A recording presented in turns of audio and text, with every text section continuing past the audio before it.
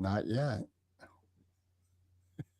Are we live, Jimmy? Are we rolling? We're rolling. Hey, I'm coming to you from a we're not secret rolling on location in my. Instagram yet. Okay. Well, for those of you who are listening, I'm coming to you from a secret location in my bunker via virtual background. Yeah, that's crazy. Hey, here's something I want to acknowledge because this morning's meeting, what I realized is we're both very competent at production, and we have two very different styles of doing it. And we each want to do it our way. And because this morning I was like, you were getting frustrated, I was getting frustrated, and I realized I need to acknowledge that Mark's way works because he's done it and he's done it successfully. And my way works because I've done it and I've done it successfully. And they're two different ways. And so we just have to we have to make that salad dressing with oil and vinegar. And I don't even see it really as oil and vinegar. I'm just right. No, I'm just kidding. What I mean, what I'm actually saying when I'm not joking is that there's a moment when we come up against this friction that we have in our professional relationship where we're trying to crack the code. Well, let me speak for myself. I'm trying to crack the code of my own emotional activation and then how to acknowledge what it is that you're offering and its value at a level at which it's inclusive and it adds to the outcome that we're trying to get to. Because what I notice is we're never trying to get the different outcome. We're always on the same outcome, but we sometimes run into a process dynamic, and it was uncomfortable for sure to be at loggerheads, especially in front of Eileen. But at the same time, it was important what you said, and we were able to get the thing that I wanted done. You stepped in and you actually did it. You wrote it, which was great. So what would be great is if we could find our way to that with a little bit less friction and a little more like ease and grace and joy. Yeah. I wonder if that's a plausible scenario, because it seems like the closer individuals come together, the more that comes up, whether it's romantic relationships, working relationships.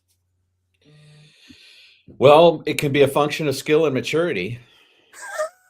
Which I think you and I have done over the years. Well, we have some of it, but we still have stuff that comes up for us. And so what I would coach if I were coaching myself on this would be speed to recognition. Wait, let me hear this. If I were coaching myself. Yeah. I heard speed of recognition. Right. Meaning, this is a friction moment. How can I ask an intelligent question to derive what it is that Greg and I are not communicating about, as opposed to just upping the ante? Like, no, you're not hearing me. I want to be heard right now. Which is what I did this morning. And I probably wasn't listening. Well, you absolutely weren't, because you said, can we repeat that? I wasn't listening, right? But that's what I do. I check out when something's going on that I'm not with. I check out. Right. It's not quite ADHD. It's HAHDHD. Or some people like to say it's Irk Wilker. Yeah, I don't believe in him. I don't think he really exists. He's just. I think he died decades ago, but he did exist. And even then he was. What's the word I'm looking for? A figment of our imagination. I like that. Oh man! So is this our first live in 2026? No, I don't think so. We did it last week, didn't we? No, we weren't. New Year's Eve? No, you're right. It is the first 2026. Yeah. Well, Happy New Year, everybody that's listening. And we actually did the metric, and look, thanks to Eileen, we saw that some of you listened. Even though right now we have a little indicator up that shows 0 people watching, we know that you might watch it as a secondary thing, even if you're not watching right now. Right. In the attention economy, we are so grateful that you are paying attention.